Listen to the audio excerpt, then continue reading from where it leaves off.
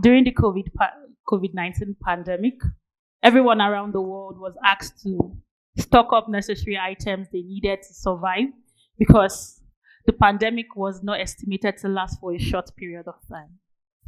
People started stocking up things they needed, and you might want to guess what I stocked up: sanitary pads and food items. Food items more because, of course, I'm a foodie and I don't joke with my food.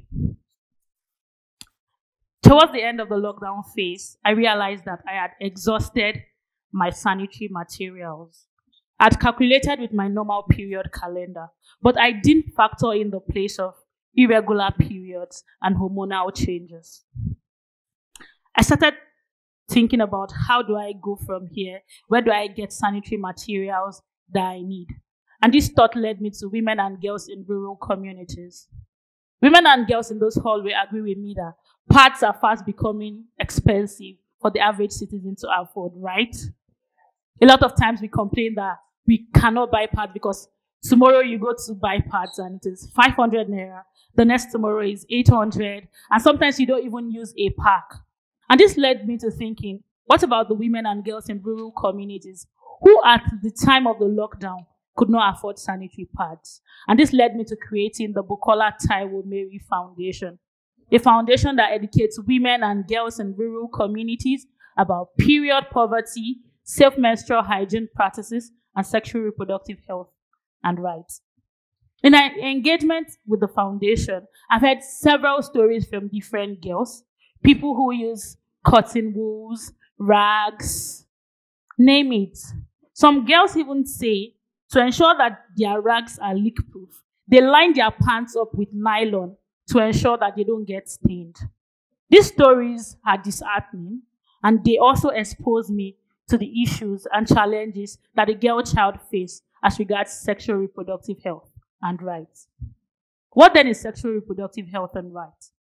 According to the United Nations Population Fund, a good sexual reproductive health is a complete state of physical, mental, and social well-being as regards all matters of reproductive system. To maintain a good sexual reproductive health, what do you need? First, proper education. Proper education to understand what to do with your body and at what time to do with your body. You do not just only need education, you also need access to facilities. Facilities like contraceptives, sanitary pads, and wash facilities, amongst others. The last part of the sexual reproductive health and rights is the last R, which means right. What is right for women and girls? Bodily autonomy.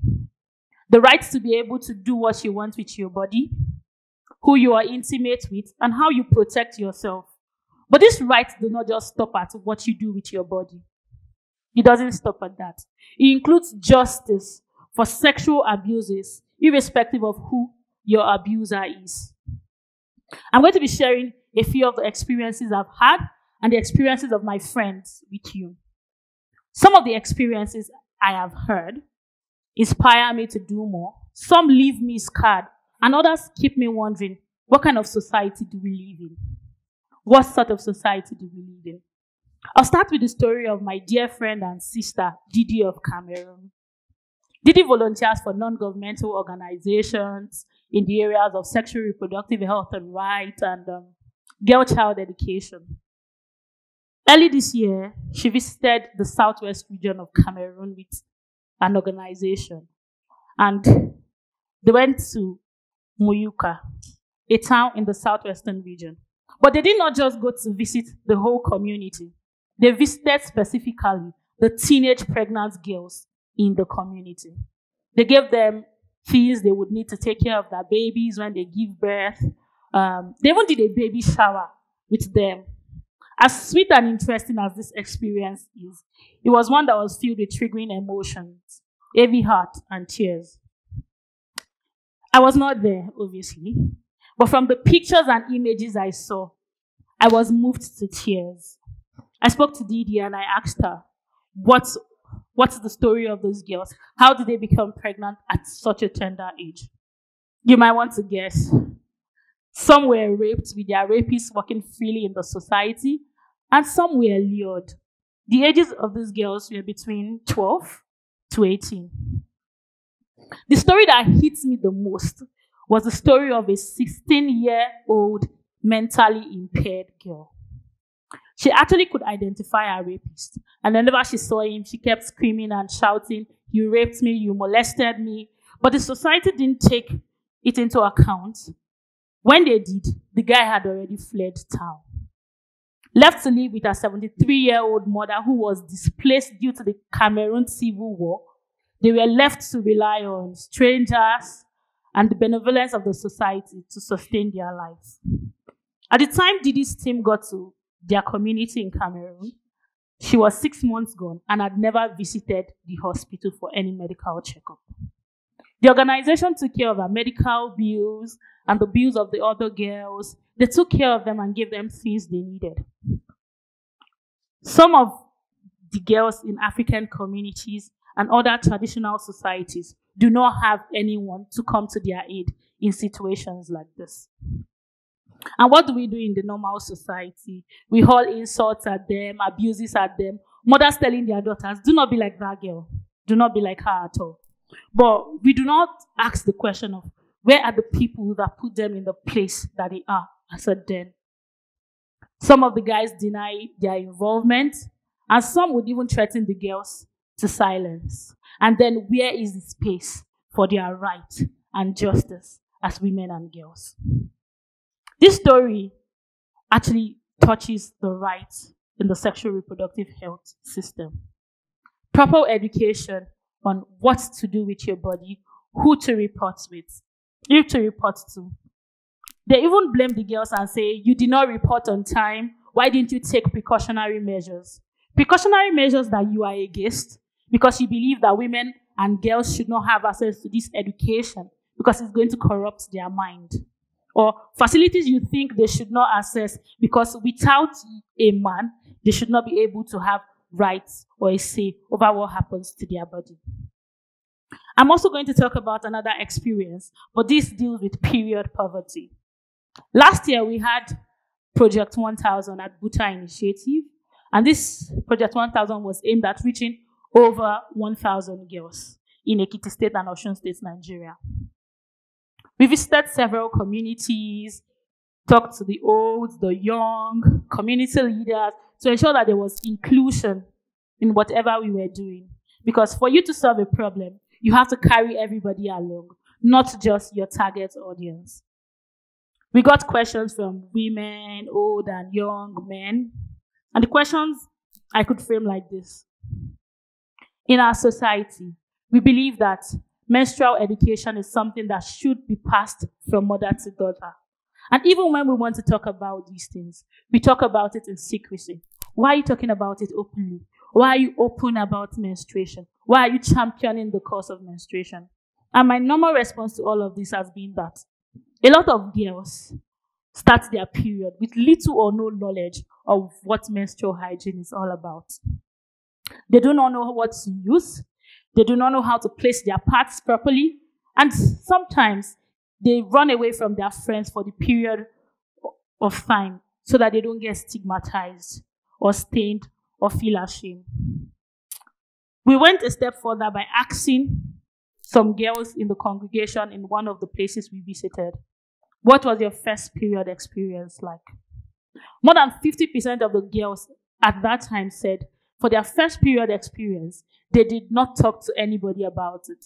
They only picked absorbent materials available to them. By absorbent materials, I mean rags, tissue paper, cotton wool, and the example of line of nylon before the rags to ensure that it's leak-proof. Some of the girls said they already know what menstruation was, and some said they reached out to their parents and guardians because they were close to them. Obviously, parents would be shocked. I'm close to my daughter. She's supposed to tell me about her first period. We only did our best to encourage these women and people around to engage their children in family discussions and meaningful discussions that will further shape their lives. But what sent a chill to my spine is the fact that some of these girls actually used rags or other absorbent materials before telling their parents. What motivated them to do that? Even some of the girls that told their parents said that the parents taught them to use sanitary materials and know when to switch from sanitary materials to rags, meaning that they teach them how to disinfect the rags with hot water, and if they have money, they will use antiseptics to disinfect this. This idea of using rags and pads created a lot of argument and notion within my team. We are giving those people pad, but we need a more sustainable solution to end period poverty. And then we came about the reusable pads. My team and I, since the beginning of 2020, have been working on research on how to ensure that we create a sustainable, reusable, eco-friendly pad that is easy to use, easy to wash, and easy to dry for women and girls in the rural community. The idea behind the reusable pad is that no girl has to choose between rags and pads. And no girl has to give the excuse that I did not have money to buy pad. That is why I am using rag.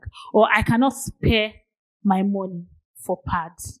Because the situation in several rural communities is bad, that some people would rather choose to eat than collect period. Because why do I want to buy pad that would last me for 3 days to 7 days when I can use the money to eat and supplement with a piece of rag I have in my house? My team and I also decided to create a sustainability plan because giving them the one-off sanitary material that will last for a year is not enough. We have also decided to train girls in different communities on how to make these reusable pads and also preach the gospel of eco-friendly reusable pads to women in IDP camps and slum areas. That way, we are contributing our quota to ending period poverty everywhere. This is a call to everyone. This is a wake-up call to people listening to me, to you seated in the audience, to your friends and family everywhere. We should all stand to ensure that period poverty in our communities end. There are a lot of issues around sexual reproductive health and rights that you might not be familiar with. Talk about female genital mutilation, endometriosis, polycystic ovarian syndrome, and a lot of others that you are not aware of. This is a call for you to support initiatives and organizations that are doing things in the line of this. It is also a call to ensure that within your capacity, you support the rights of women and girls to bodily autonomy, to reproductive health education that will help ensure that we breed a better society. You might not be aware of period poverty in your community, or you might stay in the urban area where you do not even think or know that people use sanitary pads. You could take one or few steps to look back at the rural community or your hometown where you came from.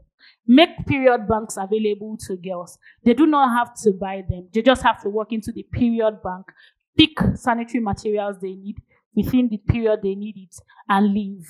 That way we are creating a good and sustainable society for all.